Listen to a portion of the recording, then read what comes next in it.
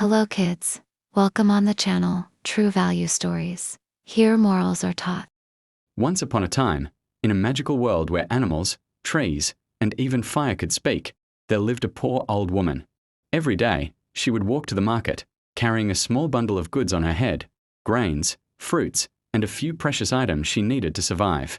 One day, as she was returning home along a dusty path, her foot slipped on a stone, she stumbled, and everything fell to the ground. "Oh dear," she cried, struggling to gather her scattered belongings. She was sad and was trying to collect all his belongings. She was cursing herself for not to be careful. As she was busy in picking up his stuff just then, a clever crow flew down from a nearby tree. "Don't worry, old mother," said the crow kindly. "I will help you." The old woman smiled with relief. "Thank you, kind crow." The crow began picking up items, but secretly, he hid one small object and flew up to a branch. "Crow, did you take it? Please give it back." The crow shook his head stubbornly. "No, I won't." The old woman grew angry. The old lady threatened the crow that if he does not return, she will request the tree to crush him. Then she requested tree to catch the crow with its branches, but the tree refuses. The old lady told tree if does not act as she told, she would go to the woodcutter and will ask him to cut the tree. And she reached at the woodcutter's house and gave the account of his misfortune. She also told the woodcutter that if he does not cut the tree, he would go to a mouse, and the mouse will destroy all your tools. The woodcutter thought that why to help the lady for nothing, though she was angry, but woodcutter refused to help. The old woman got furious and she went to a mouse and asked for help. The little mouse also refused to help, though lady warned him about the cat. Mouse was sure that the lady won't do such thing, but today she was determined to get his belongings back, so she went to the act and asked her to eat the mouse.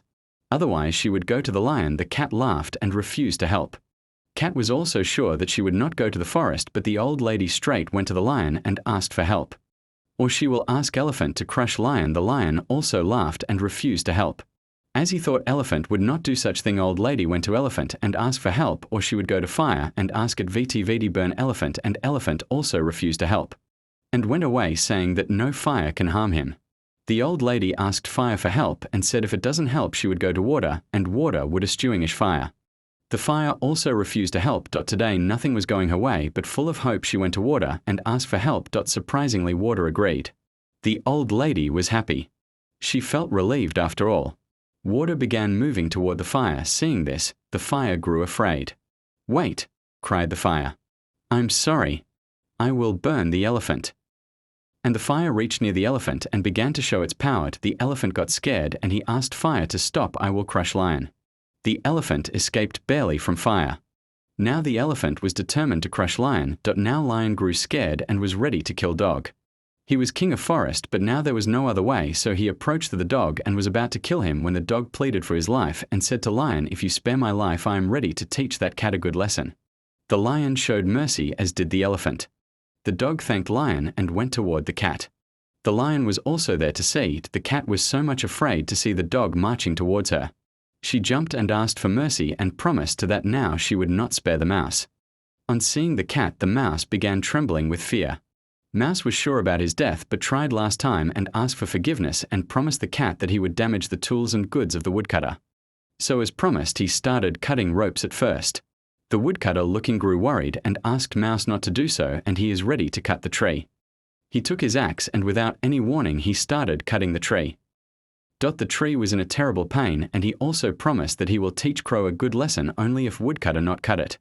So the tree with its sharp branches and furious face tried to catch the crow. Now it was the turn of crow to get scared. And he quickly got agreed that he is returning what was taken from the old lady.